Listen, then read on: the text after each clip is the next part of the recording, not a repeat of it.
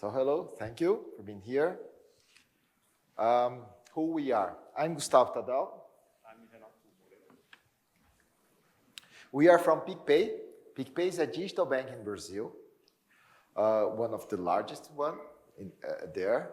And our objective is to simplify our customers' financial life, providing products in the right time, in the right pricing, in the better way to them. We use data and technology for that, and we are obsessed to provide the best banking experience. Some important point to us, we are pioneer in implementing instant payment back in 2012. So it was a peer-to-peer payment. Today, we work with the ultra-personalized experience, providing more than 1 million different homes according to the customer's behaviors, customer data that we have. And we are referenced in Brazil in using open finance and generative AI. To give you some context about how we are to the market, Pix is an instant payment in Brazil, right? And we are proud of having more than 11% of the Pix transactions has at least in one of the edge, one of the end, a PicPay account. So it's a massive amount of Pix. We have 6 million of consumers using PicPay, almost $50 billion in cash-in. And in the last year, we transformed ourselves in a financial AI company, thinking AI first. And at the end, we are very proud of being chosen by a popular vote to be the best digital bank in Brazil. Some challenges. Internally, we work with different business units in a very autonomous way. So they have a lot of autonomy to build products, to improve products, and generate data. So, on the other hand, our challenge is to keep controlled, right? To keep controlled.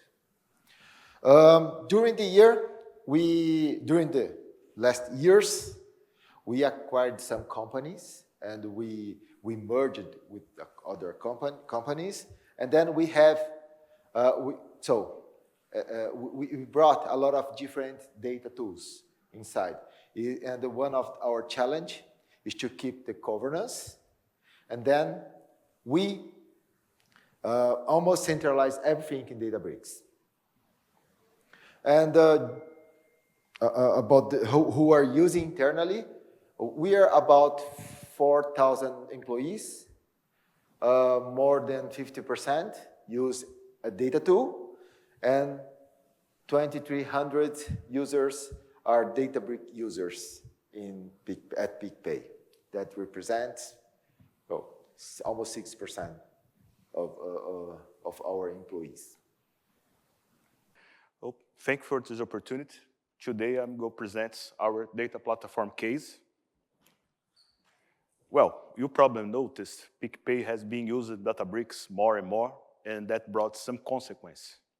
We reached a point where the Databricks SQL classics could no longer handle the volume of the queries, and this caused two major impacts.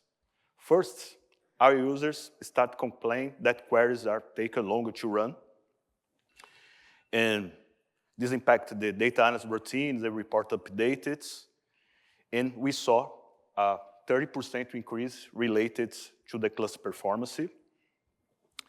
To deal with the situation, our teams added more resources to the clusters, and this impacts our platform cost, and we saw a 8% rise in the average daily costs. It was a challenging situation, so what did you do about it? Well, we started the implementation of Databricks SQL serverless, and we quickly realized that With a solid architecture and a strong data context governance, we had a great opportunity to change the game, and exactly what we did. The results were very positive. Now, our users were running queries much faster. The performance is up 6 times better compared to the class setup. And also, we saw a reduction of up 14.4% in the average daily costs. Now, not made our users happy, but give us a real financial efficiency. Let me show you how you got there. To achieve these positive results, we took 4 key steps. First, we adopt the Databricks SQL serverless. Second, we rethink our cluster architecture. Third, we implemented the automatic report load balance systems. And finally, we created a strong data context governance policy. In the next slides, let me show you each steps of this process. In the old architecture, we had a single Databricks SQL Classics clusters. It was large, expensive, inefficient, handle all types of the queries and dashboards in the single clusters.